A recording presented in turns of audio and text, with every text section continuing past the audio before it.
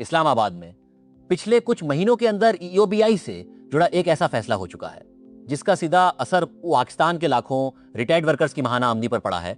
और इस वीडियो के आपको हिस्सा भी पता चलेगा जो अभी तक ज्यादातर चैनल्स ने कोरी नहीं किया।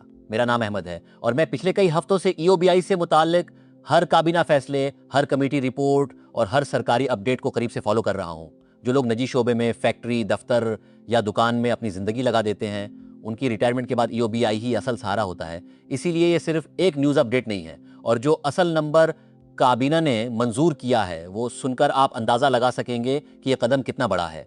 सबसे पहले वो तब्दीली देखते हैं जो पहले ही सरकारी तौर पर तस्दीक हो चुकी है। विफाकी काबीना ने ईओबीआई की कम अज कम पेंशन 10 रुपए से बढ़ाकर इलार 500 रुपए फी माह कर दी है। सिर्फ इतना ही नहीं, जिन पेंशनर्स की पेंशन उनके कंट्रीब्यूशन के फार्मूले से कैलकुलेट होती है, उनकी पेंशन में भी 15% का इजाफा किया गया है। लेकिन उस इजाफे के साथ एक तफसील जुड़ी है जो बहुत कम लोगों को पता है। यह तब्दीली 1 जनवरी 2020 से मौसर मानी गई। मतलब जो पेंशनर्स इस तारीख के बाद कम रकम ले रहे थे, उन्हें पिछले महीनों का फर्क यानी बकायाजात अलग से मिलना था।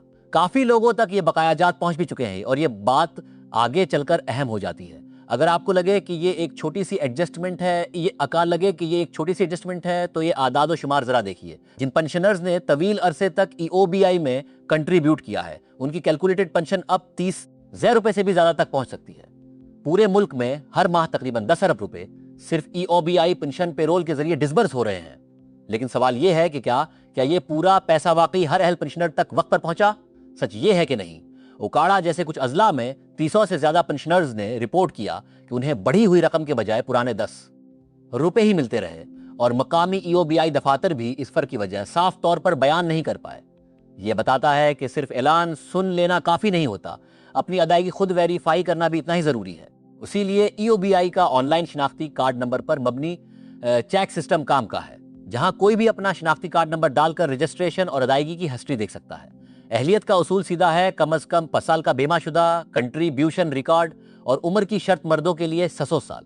तो इस 600 साल जबकि खवातीन के लिए 50 साल है।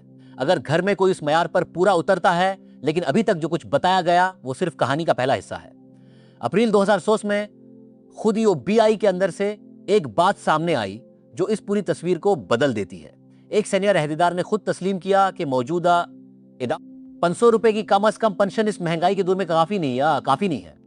उनका जवाब था कि किसी भी मजीद का इन्हिसारी ओबीआई की माली पोजीशन मतलब फैसला मुमकिन है, लेकिन यह खुदकार पर नहीं होगा। और यही वो जगह है जहां असल इंकिशाफ सामने आता है। नंबर बल 15 कौमी असम्बली की एक पार्लिमानी कमेटी ने ओबीआई का मजीद इजाफे की सरकारी रिकॉर्ड पर दे दी थी। उसके साथ साथ वफाकी काबीना ने एक अलग कमेटी बनाई है जिसका काम एक तजवीज़ तैयार करना है ताकि गैर रस्मी शोबे, घरेलू मुलाजमीन और ज़राअत में काम करने वाले लोगों को भी पहली बार ईओबीआई के दायरे में लाया जा सके। उसका सीधा मतलब यह है कि अभी तक ईओबीआई सिर्फ रस्मी निजी शोबे तक महदूद रहा है, लेकिन अगर ये तजवीज़ आगे बढ़ती है तो वो हारी जो अभी किसी भी पेंशन सिस्टम से बाहर है उनके लिए भी एक रास्ते खुल सकता है। यही वो अहम कदम जिसका इशारा उस वीडियो के नाम में दिया गया, एक तस्दीक शुदा इजाफा जो पहले ही हो चुका है और एक बड़ी तब्दीली जिसका आगाज हो चुका है। ये फॉर्मूला में सामने आई डेट और हर बुजरसला अभी भी अमल में है और अगला हर नोटिफिकेशन, हर पर कमेटी अपडेट फैसला बराह रास्त तय करेगा कि आपके घर के बुजुर्गों को अगला फायदा कब और कितना मिलेगा।